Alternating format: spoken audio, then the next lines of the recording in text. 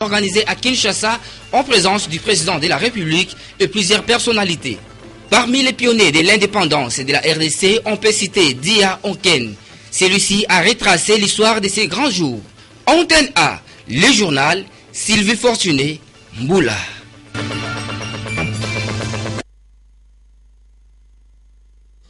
Bonsoir à tous et bienvenue à cette grande édition d'information sur nos antennes.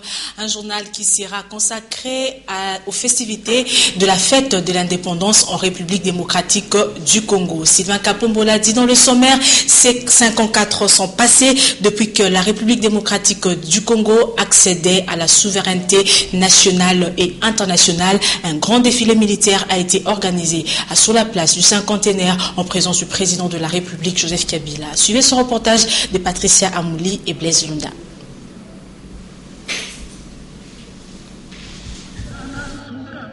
Le ciel est beau, le climat est doux, les décors est planté sur la place du cinquantenaire pour commémorer le 54 ans d'accession de la République démocratique du Congo à la souveraineté nationale et internationale. Entre 8 et 9 heures, les autorités civiles et militaires du pays arrivent et s'installent. Et puis, la distinguée première dame, Marie-Olive Lembe Kabila, arrive et vint ensuite le président de la République démocratique du Congo, commandant suprême des FARDC, dans son décapotable. Sur les tapis rouges, il se dirige pour passer le troupe en revue et la population. S'en suivra les débuts congolais.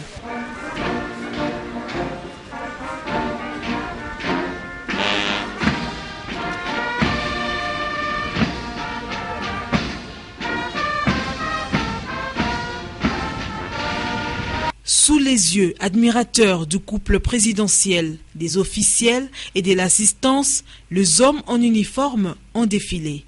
D'abord la garde républicaine, ensuite les éléments de la police nationale congolaise et enfin les vaillants soldats des FARDC.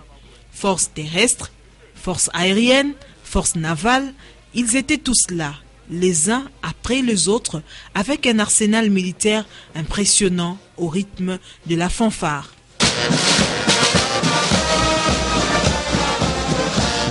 Voici un jour unique, sacré et historique. Après un long moment d'emprise de colons belges, le Congo accédait à son indépendance. Le Congo est libre et indépendant, comme l'avait souhaité Patrice Emery Lumumba, héros national, Joseph Kasavubu, le cardinal Malula et les autres. En marge de ces jours sacrés pour le peuple congolais, les acteurs politiques congolais se sont exprimés au micro de Patricia Amouli et Blaise Lunda. Notre pays est en train de se construire et même mieux de se reconstruire. Nous sommes en train d'implémenter une nouvelle dynamique dans la reconstruction de notre pays sur le plan militaire.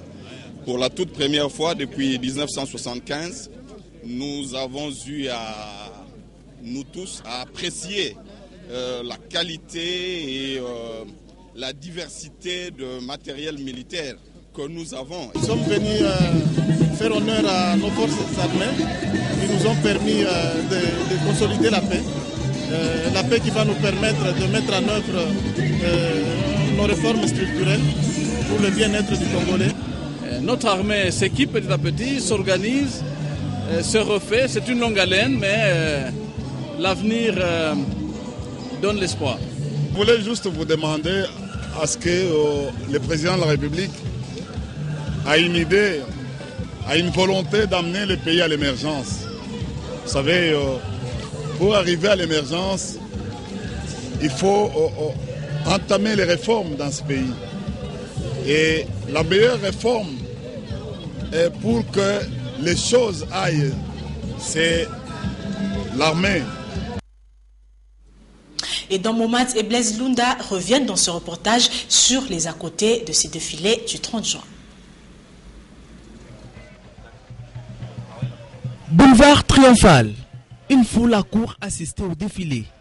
Dans l'entretemps, un groupe d'animation s'inspire de noms des autorités politico-administratives installées dans la tribune de la place cinquantenaire pour agrémenter la manifestation.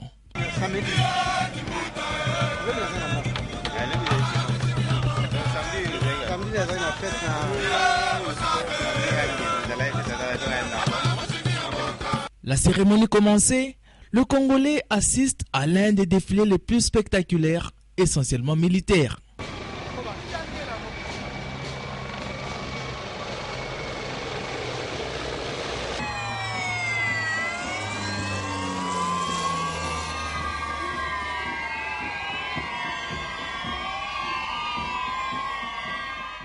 Flottant au vent plus haut que tous les hommes et les étendards de partis politiques le long du défilé, les drapeaux de la République démocratique du Congo rappellent à tout un chacun, en ces jours mémorables du 30 juin, que la patrie passe avant tout.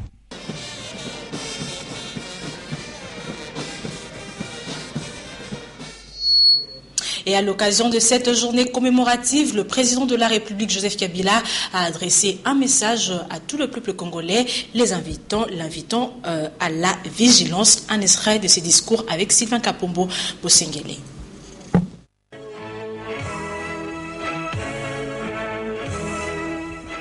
Dans son adresse à la nation congolaise, à l'occasion de la commémoration des 54 ans d'indépendance, le chef de l'État a placé ce 30 juin 2014 sous le signe d'un hommage aux vaillants soldats des FARDC. Comme vous le savez, depuis une vingtaine d'années, l'Est de notre pays a été le théâtre d'agressions, de guerres, de mouvements armés et de rébellions.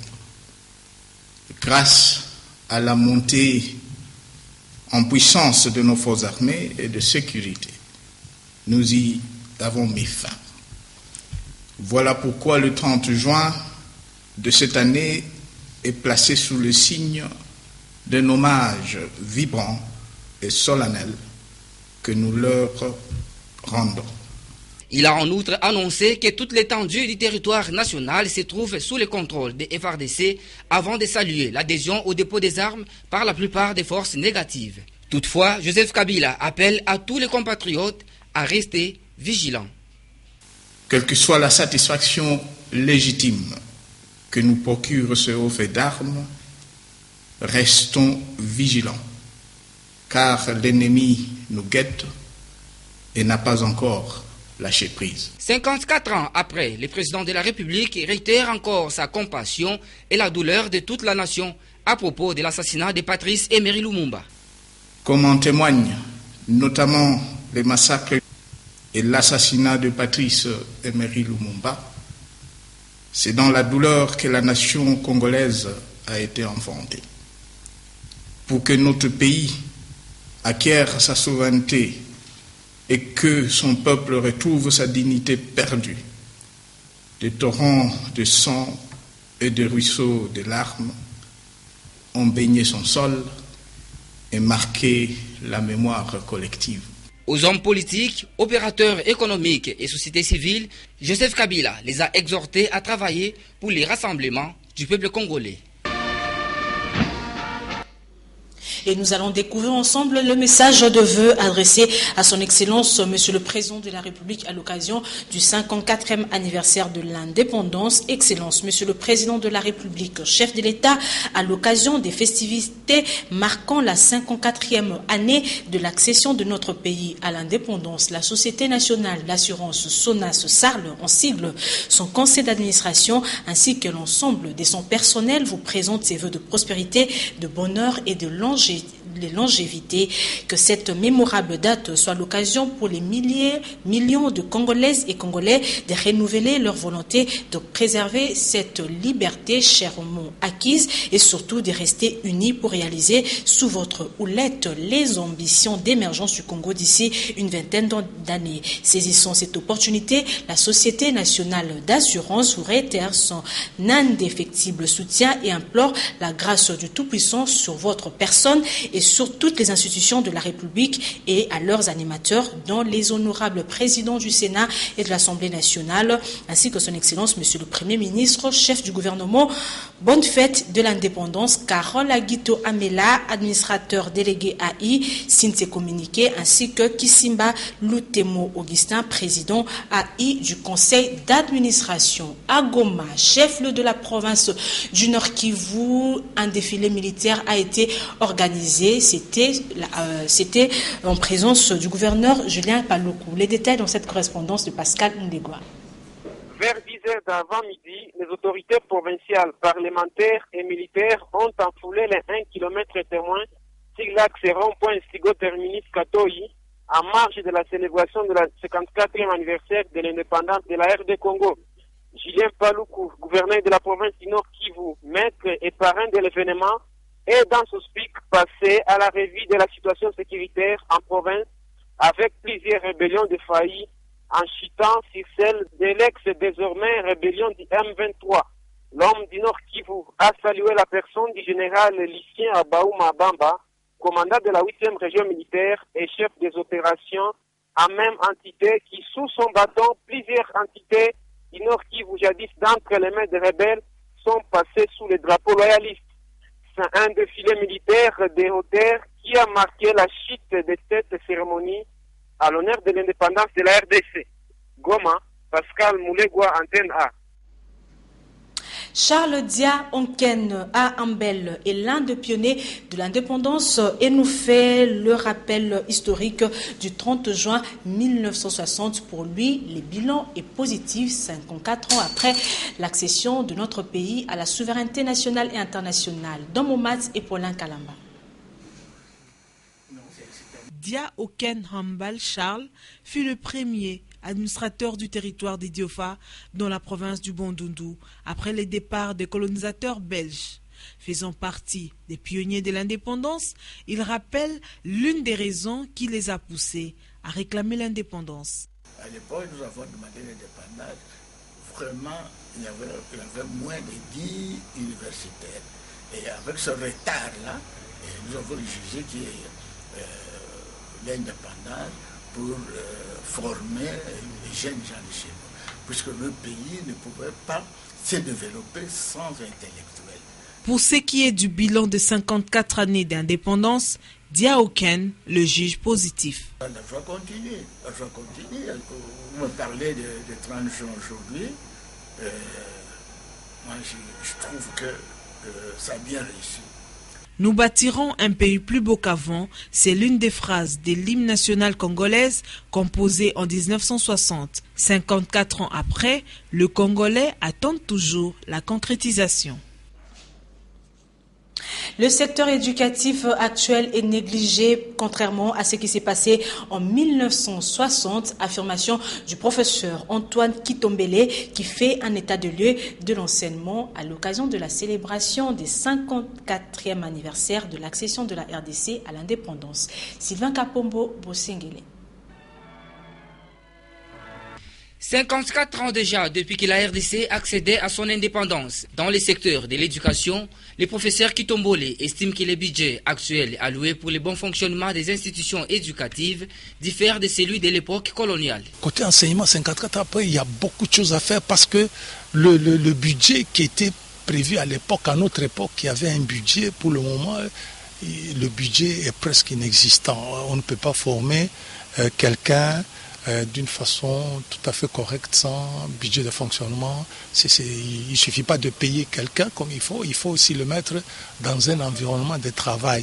Pas seulement les professeurs, les fonctionnaires, toute catégorie. Et on ne doit pas se dire qu'on doit chercher cet argent à l'extérieur. L'argent doit être sur place et beaucoup d'argent. C'est question de réfléchir comment recouvrir toute cette masse d'argent qui doit servir en priorité le Congolais. Les souhaits de ces scientifiques restent de voir la RDC s'aligner dans les rangs des pays en voie de développement. Il faudrait qu'un jour, le Congo se mette sur la voie du développement. Jusque-là, on n'est pas encore sur cette voie-là. On n'est pas encore sur la voie du développement. Le développement, c'est-à-dire que quelqu'un qui se prend en charge lui-même. Kaslan Etienne. L'indépendance de la RDC rappelle à tout un chacun la fin de ce qu'on pouvait qualifier des temps d'esclavagisme des Congolais par les colons belges. Il y a 4 ans, la République démocratique du Congo soufflait sur la 50e bougie de son indépendance. En 2010, donc, l'espace audiovisuel congolais s'est vu doté d'une nouvelle télévision haute définition en marche du cinquantenaire du Congo démocratique. Il s'agit de la télévision du cinquantenaire connue aujourd'hui sous le nom de Télé 50. Son directeur général, Jean-Marie Kassamba, a donné la particularité de cette chaîne de télévision. Patricia Amouli et Blaise Lunda l'ont rencontré et vous proposent ce reportage. Parmi les innovations du cinquantenaire de l'indépendance de la République démocratique du Congo, on peut compter sur la télévision simplement congolais dénommée Télé 50. Son directeur général, Jean-Marie Kassamba, nous en donne les motivations de sa création. La mise en place en RDC d'un média qui respecte les normes audiovisuelles. Un média qui soit d'abord un média national, patriotique, et qui va dans le sens de la visibilisation de l'identité congolaise. Bien évidemment, avant ceci, il y avait d'autres chaînes, notamment la chaîne nationale, mais la motivation, la première que nous avions, c'est d'abord de positiver sur notre pays. Au travers de cet événement, le cinquantenaire de la République, je pensais qu'il fallait avoir un média de cette nature. Et puis, les aspects techniques ou technologiques se sont ajoutés. La formation des journalistes s'en est aussi ajoutée. Et puis la rigueur dans la manière de travailler aussi s'en est ajoutée. Donc c'est plusieurs paramètres qu'il faut intégrer dans l'avènement des Télé 50. Télé 50 va lancer bientôt sa radio, toujours dans le souci de mieux informer. Au moment où on est en train de parler avec vous, on est en train d'aménager nos studios radio. Je pense dans une dizaine de jours, les gens vont nous suivre à travers le multimédia, notamment l'Internet. Cette chaîne de télévision utilise le support de haute définition. Elle est suivie dans plusieurs continents. Nous sommes l'une des chaînes africaines qui soit sur 2 satellites en même temps. Et nous sommes sur Rascom, nous sommes sur Eutelsat. Et bientôt, nous sommes en train de voir avec Astra pour l'intégration également. Télé 50, c'est une dynamique. Aujourd'hui, Radio 50, c'est une dynamique. Une dynamique de mise au diapason de nos médias, de notre espace médiatique. Pas seulement sur le plan technologique, mais aussi sur le plan humain. Les multimédias servent de relais. Cette chaîne de télévision qui innove fait passer un seul message, le Congo, la vision de ce grand pays et son développement en tant que futur pays émergent.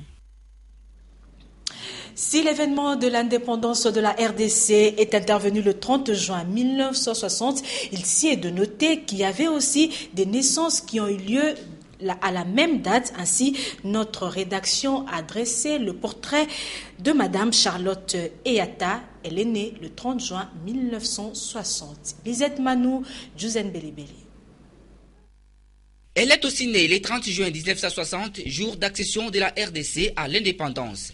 Elle, c'est Charlotte Eyata. Cette belle Congolaise à la peau claire est mariée à M. Bernard Bobois, avec qui ils ont 9 enfants et 11 petits-enfants. Je suis fière d'être congolaise, confirme-t-elle. Naître le même jour que l'indépendance de son pays revêt une signification particulière pour Charlotte. Cependant, elle déplore la non-prise en charge des personnes nées en ces jours historiques. Nous ne recevons aucun cadeau, nous qui sommes nés le 30 juin 1960. Lors de la célébration du 25e anniversaire de l'indépendance de la RDC, nous avions été conviés tout simplement à participer au défilé. Chrétienne et fidèle de l'église Fepako Nzambe Malamou, Charlotte Eyata est femme commerçante et entrepreneur. Elle conjugue beaucoup d'efforts pour bien gérer son foyer. Tournoi de l'indépendance, nous sommes déjà en sport. Du 27 au 29 juin 2014, un tournoi de football a été organisé à l'initiative de la commission du foot féminin de la FECOFA. Ce tournoi qui a réuni le club du Katanga et de Kinshasa s'est clôturé le dimanche dernier. Papi Katassi, Damien Maungu, images et commentaires. Tout est bien qui finit bien. Le tournoi de l'indépendance qui a réuni les clubs de football féminin en RDC, démarré le vendredi 27 juin, s'est achevé avec pompe le dimanche 29 juin, toujours au terrain Chac, dans la commune de la Gombe. En finale, la formation des Fox Terrestres a eu raison dès l'étoile du matin sous la note de 1-0. L'unique réalisation de cette finale a été signée par Trésorerie Nzouzi. Parce que dans le championnat, nous avons donc tout le monde quand même moi, faire mon tour mon attaque, deux autres équipes nationales, mais deux autres bêtes de on a monté ça bien. Ce tournoi qui a réuni les clubs de football du Katanga et de Kinshasa est l'initiative de la commission du foot féminin de la Fédération congolaise de football association. Et profiter aussi de cette occasion pour relancer le football féminin dans notre pays, car vous savez qu'il connaît un grand malaise pour l'instant et il a fallu qu'on commence quelque chose. C'est notre première édition et c'est une façon aussi de faire comprendre que le football féminin existe encore et nous sommes là pour relever les définitions. Grâce à ce tournoi qui relance le football féminin en RDC, les dames ont fêté de leur manière l'accession de notre pays à l'indépendance. C'est par cet élément que nous mettons fin à ce journal. Merci à vous tous qui l'avez suivi. C'était une édition de Patricia Amouli, supervisée par Dieu merci Nzok Mabiala. Tout à l'heure, Natacha Bomongo et Ndaï Ilambouechi seront de retour sur l'antenne pour l'animation du match Allemagne-Algérie de la Coupe du Monde Brésil 2014. Au revoir et très bonne fête de l'indépendance.